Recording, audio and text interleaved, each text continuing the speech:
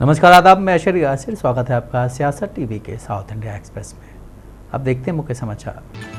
Hyderabad police ने केंद्रीय गृह मंत्री अमित शाह और तेलंगाना भाजपा प्रमुख जी किशन रेड्डी के नाम उस एफआईआर से हटा दिए हैं जो उन्होंने पिछले महीने चुनाव अभियान में कथित तौर पर नाबालिगों का उपयोग करने से संबंधित शिकायत पर दर्ज की थी। तेलंगाना के मुख्य निर्वाचन अधिकारी को एक शिकायत में टीपीसीसी के उपाध्यक्ष ने आरोप लगाया कि 1 मई को लादवाजा से सुधा टाकीज तक भाजपा की रैली के दौरान कुछ नाबालिग बच्चे शाह के साथ मंच पर थे। सीओ ने इसे तथाकथित रिपोर्ट के लिए शहर पुलिस को भेज दिया, जिसके परिणाम स्वरूप शाह रेड्डी हैदराबाद लोकसभा सीट के लिए भाजपा उम्मीदवार के माधवीलता, बीजेपी विधायक टी राजा सिंह और भाजपा नेता टी अमन सिंह के खिलाफ एफआईआर दर्ज की गई थी। एक पुलिस अधिकारी ने कहा है कि हालांकि उचित जाँच के बाद ये पाया गया है कि अमित शाह और किशन रेड्डी की इसमें कोई भी भूमिका नहीं थी।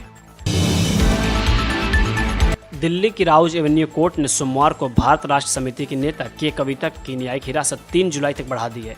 कथित दिल्ली शराब उत्पाद शुल्क मामले में संबंधित प्रवर्तन निदेशालय मामले में उनकी न्यायिक हिरासत अवधि के अंत में उन्हें 3 जून को दिल्ली में राउज एवेन्यू कोर्ट में पेश किया गया था। बीआरएस नेता को 15 मार्च को गिरफ्तार किया गया था। इससे पहले पिछले हफ्ते दिल्ली की एक अदालत ने कथित उत्पाद शुल्क घोटाले से संबंधित मनी लॉन्ड्रिंग मामले में के कविता और अन्य के खिलाफ ईडी द्वारा दायर एक पूरक आरोप पत्र पर बुधवार को संज्ञान लिया था।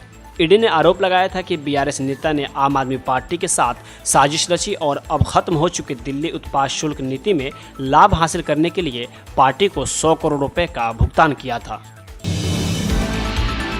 सत्तारूढ़ कांग्रेस पार्टी ने गांधी भवन में आयोजित कार्यक्रम में सैकड़ों शहीदों के बलिदान को याद करते हुए तेलंगाना स्थापना दिवस मनाया। पीसीसी के कार्यकारी अध्यक्ष बी महेश कुमार गौड़ ने कई पार्टी नेताओं की मौजूदगी में तिरंगा फहराया। भाग लेने वाले में डिप्टी सीएम मल्लू भट्टी विक्रमार्क, मंत्री तुमल्ला नागेश्वर राव, पोन्नम प्रभाकर, सीतक्का जुप्पल्ली कृष्ण राव और कई वरिष्ठ नेता शामिल रहे। सीपीआई नेताओं ने भी हिमायत नगर में अपने राज्य मुख्यालय मखदूम भवन में राष्ट्रीय ध्वज फहराकर इस अवसर का जश्न मनाया। भारत राष्ट्र समिति के अध्यक्ष के चंद्रशेखर राव ने कहा कि पार्टी तेलंगाना के लोगों के हितों की रक्षा के लिए जल्द ही एक नया आंदोलन शुरू करेगी। तेलंगाना स्थापना दिवस के अवसर पर बीआरएस मुख्यालय तेलंगाना भवन में एक बैठक को संबोधित करते हुए पूर्व मुख्यमंत्री ने कहा कि पार्टी तेलंगाना के लिए नई रणनीतियों के साथ आंदोलन शुरू करेगी। उन्होंने स्पष्ट किया कि हालिया चुनावी असफलताओं के बावजूद बीआरएस तेलंगाना के लोगों के हितों और अधिकारों की रक्षा के अपने कर्तव्य के प्रति प्रतिबद्ध है। पूर्व मुख्यमंत्री ने कहा कि राजनीति नतीजे पार्टी के मिशन को प्रभावित नहीं करेंगे। कांग्रेस के हाथों सत्ता गंवाने के बाद पहले राज्य गठन दिवस समारोह को संबोधित करते हुए केसीआर ने कहा कि चुनाव आ सकते हैं और जा सकते हैं, लेकिन हमारा पहला और सबसे महत्वपूर्ण कर्तव्य लोगों के लिए काम करना है।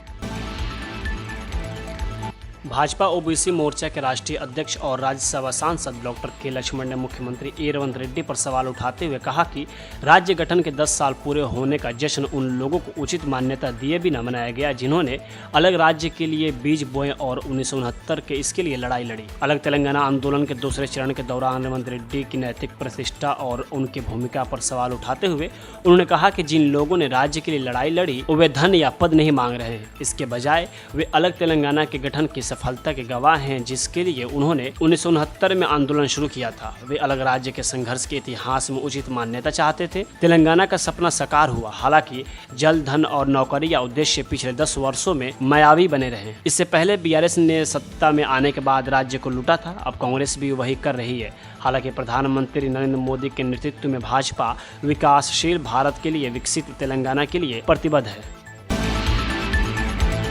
दक्षिण पश्चिम मानसून ने तेलंगाना में जल्दी प्रवेश कर लिया, जो कुर्नूल, गढ़वाल और नलगोंडा जैसे क्षेत्रों तक पहुंच गया है। आमतौर पर राज्य में मानसून जून के दूसरे हफ्ते में आता है, लेकिन इस साल ये निर्धारित समय से 1 हफ्ते पहले आ गया है। मौसम विभाग के अधिकारी ने भविष्यवाणी कर दी है कि इस साल के मानसून सीजन में तेलंगाना में सामान्य से ज्यादा बारिश होगी। मानसून की वजह से सोमवार को राज्य में हल्की से मध्यम बारिश हुई। मंगलवार से 3 दिनों तक दक्षिणी जिलों में भारी बारिश होने की संभावना है। निवासियों को सलाह दी जाती है कि वो संभावित बाढ़ के लिए तैयार रहें और बढ़ी हुई बारिश की इस अवधि के दौरान आवश्यक सावधानी बरतें।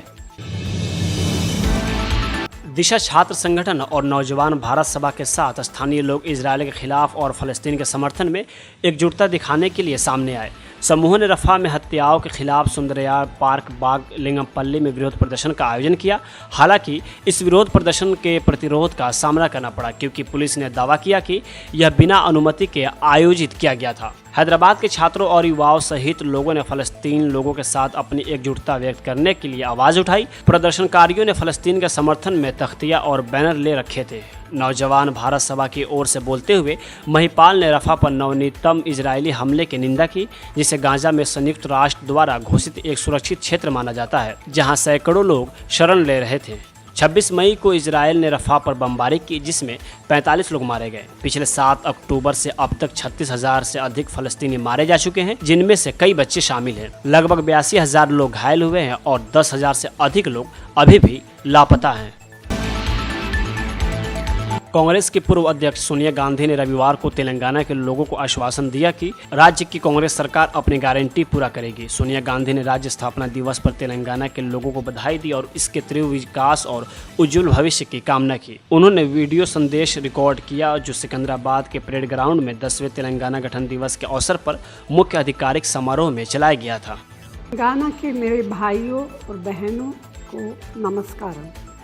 आज तेलंगाना स्थापना दिवस के इस महत्वपूर्ण अवसर पर मैं अपने संदेश की शुरुआत माँ तेलंगाना के उन अनगिनत शहीदों को श्रद्धांजलि अर्पित करते हुए करना चाहती हूँ जो इस महान राज्य के निर्माण के लिए शहीद हुए।